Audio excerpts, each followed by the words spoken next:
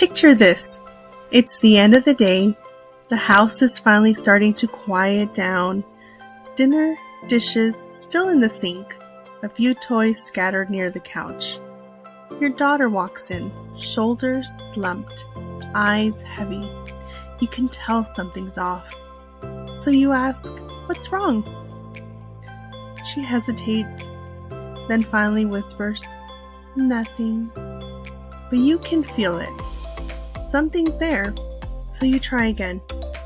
"Come on, you can tell me. Did something happen at school?" She shrugs. "I said nothing." You sigh, partly tired, partly frustrated, and say, "Okay, well, when you're ready to talk, I'm here."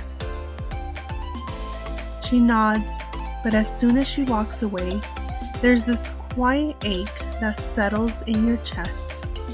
That same feeling you've had before. The one that says, "I used to know what they were feeling." Now, you're not so sure. That moment, that pause, that distance is something most parents have experienced. It's subtle, it's quiet, but it's often where connection begins to fade. This isn't about guilt. This is about awareness, parents, because awareness is what allows us to heal, reconnect, and lead differently. We'll come back to that moment later, because what happens next, or doesn't happen, can shape your child's sense of safety and self-expression for years to come. Welcome back to Little Feet, Big Guidance, the podcast that helps you raise emotionally secure, spiritually grounded children through connection, not control. I'm the Nurture Navigator, a child development and behavior professional, passionate about helping parents understand the why behind their child's behavior and respond with wisdom, not just reaction.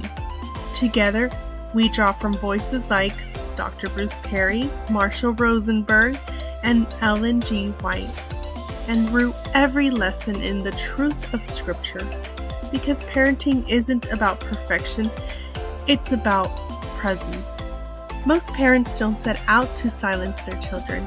It happens in the small, ordinary exchanges, like when we rush to fix instead of listening, when we dismiss with, "You're fine," when we correct their perception before we connect with their emotion, when we label feelings as drama, disrespect, or overreaction. Every time we do, we unintentionally teach, "Your feelings don't make sense. Mine do." But as Dr. Bruce Perry reminds us, children don't learn to regulate emotions by being told to calm down. They learn by feeling the calm of another person. Listening doesn't weaken your authority, parents. It anchors it. Many of us silence because we were silenced. We grew up hearing, "Don't talk back." We also grew up hearing, "Stop crying. Be respectful."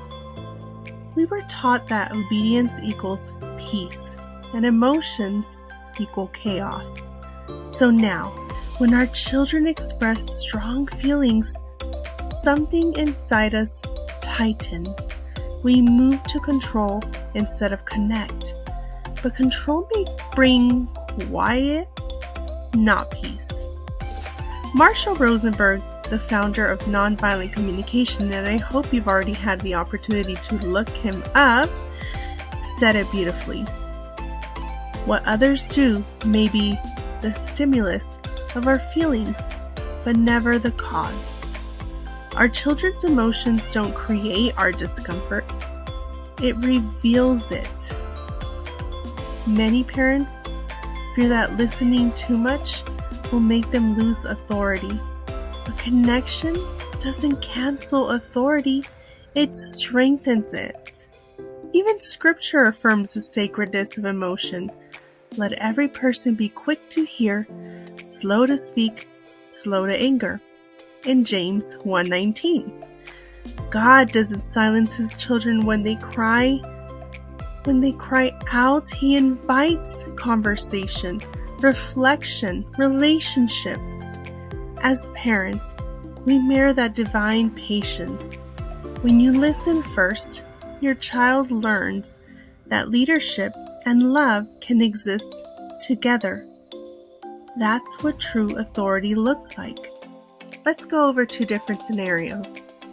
Scenario A. You never listen to me.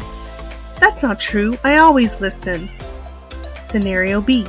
You never listen to me. It feels like I've missed something important to you, huh? Tell me what you'd wish I'd understand better. The difference is empathy before explanation. I hope you heard of that. In scenario A, the argument continues and there's no connection there. In scenario B, there are guard lowers and the feeling of safety returns to them. Ellen G. White beautifully echoes this truth when she wrote, "Parents, watch and pray and make your children your companions." In other words, true authority doesn't come from distance, it comes from companionship. When we make space to walk beside our children, not just rule over them, very connection that quiets their hearts and shapes their trust.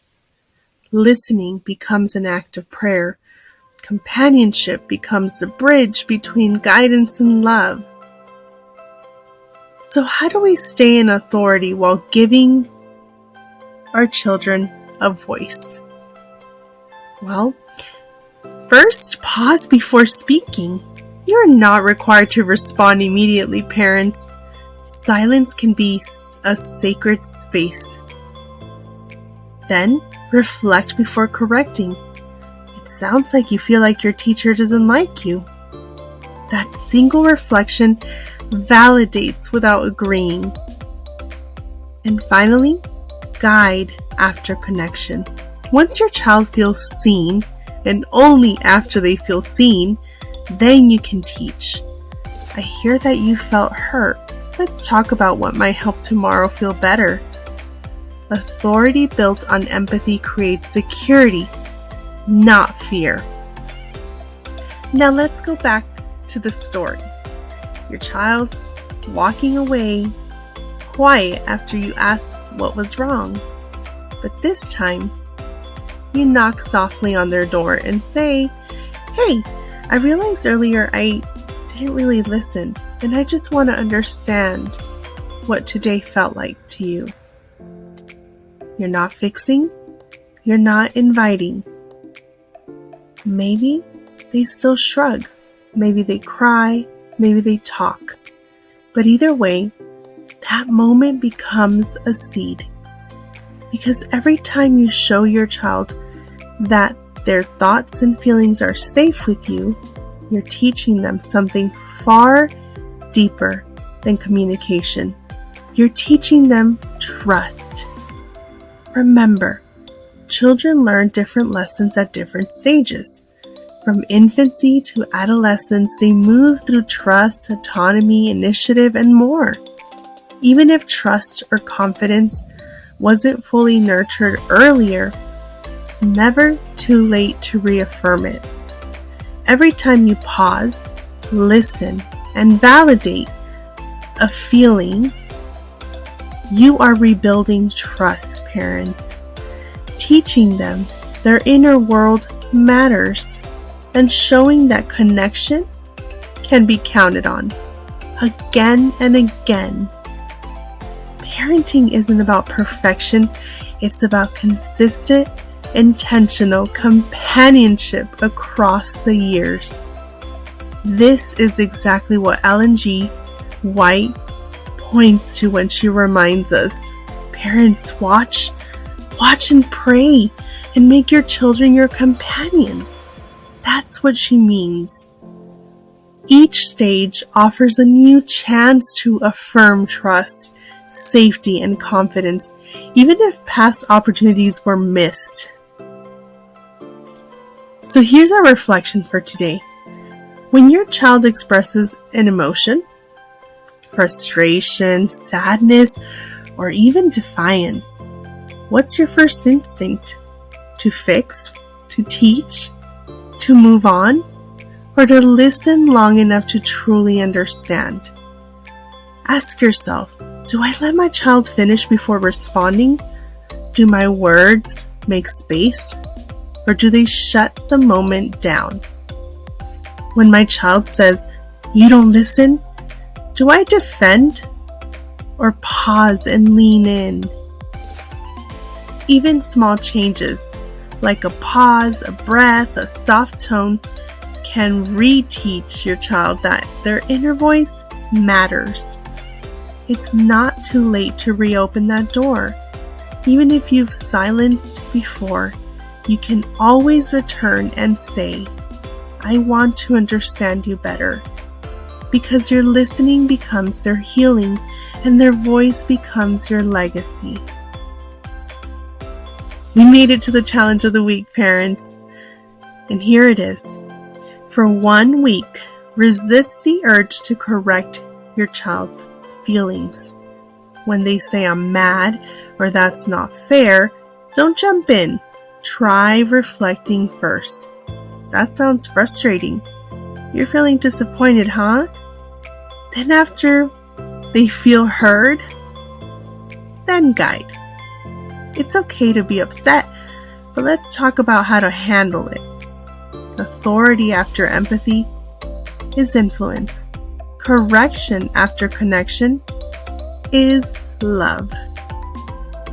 Thank you for joining me today on Little Feet, Big Guidance.